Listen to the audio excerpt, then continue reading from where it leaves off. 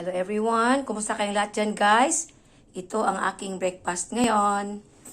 Ayan, itong papaya guys. Yan, maliit dito sa ano guys oh. Kung nandun ako sa Cebu guys, mura lang ang kilo nito guys.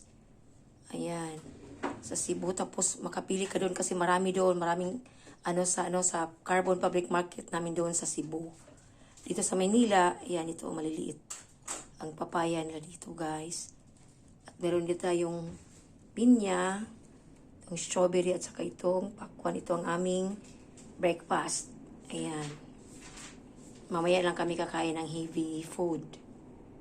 Ito lang muna sa ngayon kasi maganda ang prutas sa umaga siguro. Iwan ko lang basta sa akin guys.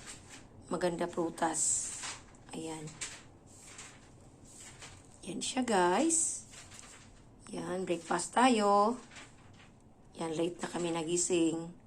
Kasi walang pasok ang anak ko ngayon ba. Ayan. Yan, healthy food. Ayan. Yan, breakfast tayo. Thank you for watching. Bye-bye.